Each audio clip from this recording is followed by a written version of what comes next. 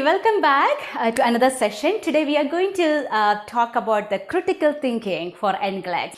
And first question, a client with chronic hypertension has been newly diagnosed with gout. Which of the following question would be appropriate for the nurse to ask to gather further information about the possible cause of gout? So the question is asking, there is a condition, and what is the best answer or best question we can ask to get more information about the gout? Number one, have you been using any herbal supplements like ginkgo biloba or garlic? Number two, have you been eating frozen meals or processed foods? Number three, have you been taking any diuretic medications? And number four, have you been drinking adequate amount of water? So, what do you think is the most appropriate question which they can ask so that we will get more information about the possible cause of gout, right? So, we have to make a connection between what is the case scenario and what are we looking for. So, what we know from this case scenario is that we have a client who have hypertension. So, this is our client who has hypertension. All right. Now, what else do we know? This client has been diagnosed with gout.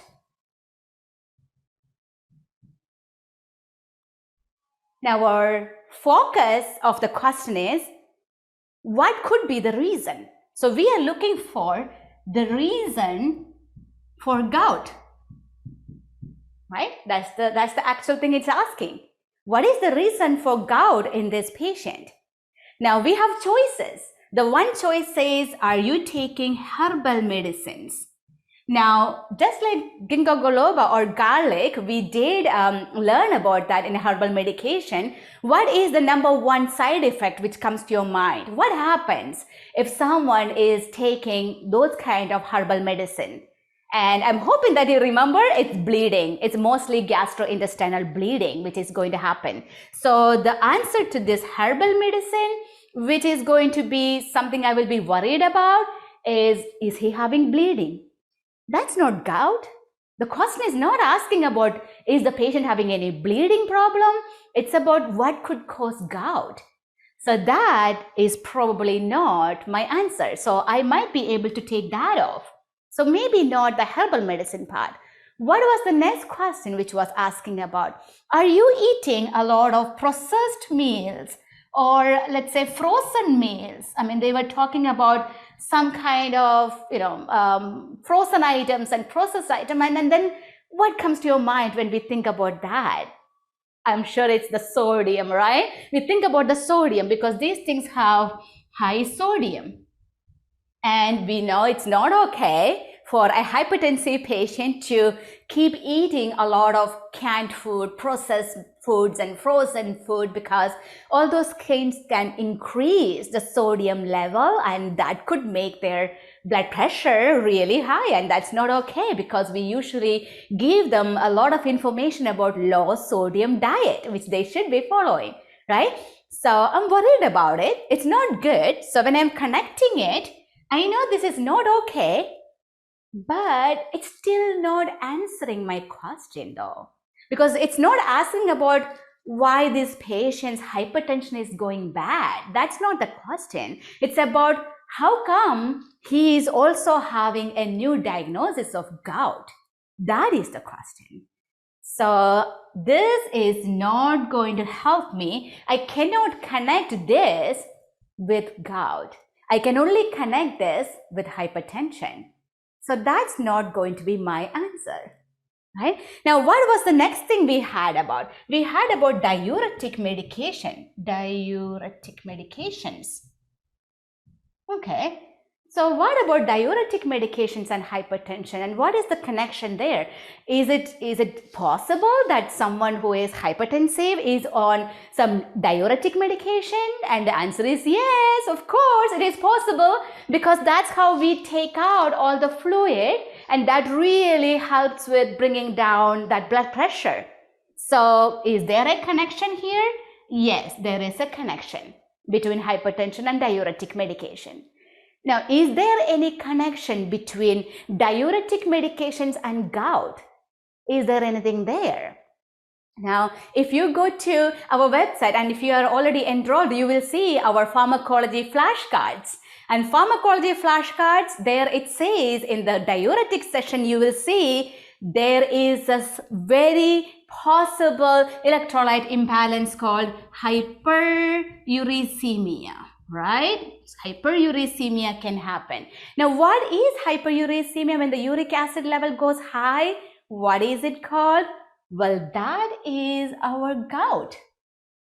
So, can diuretic medications increase the uric acid in the blood? Answer is yes. So, that is gout, because gout is when the uric acid level is high, right? That's the problem. So, is there a connection between this and this and this and this, the diuretic medication? Yes, there is. So what is the number one information which is going to help us? If you ask the right question, then what is it going to be? It is about, are you using any diuretic medications to manage your hypertension? Because there could be a side effect and it could increase the uric acid, and that could be the reason why you are now diagnosed with gout. Right? So that seems like a great answer. But we have one more option. Let's just make sure we have the best. The last one said something about adequate fluid intake, right? Adequate amount of water. Now, having adequate amount of water should be a good thing. I mean, that should actually get the kidneys, relieve all those bad things and flow out all the bad things. So that should be a good thing. Well, we don't want them to take lots of water and then have fluid overload. We are not talking about that either. So that doesn't have something with gout. I mean, it's not going to cause gout. If you drink adequate amount of water, your chances of getting gout is actually low. So that's not going to be our answer. Okay. Now, do you see how to connect the points now? That's what the critical thinking is. It is not memorization. It's about applying your knowledge into the question so you get the right answer. So let's look back. Let's go back to our question and see what is the best answer we got here. All right. So now that we have the question again here, what do you think is the best answer? It's not about the ginkgo biloba. It's not about the frozen meals, but our answer to this question is going to be about number 3, which is diuretic medications. Have you been taking any diuretic medications? See how easily you could eliminate number 1, number 2, and number 4? And how so confident you are to select number 3. That is what you get by learning the right way. All right?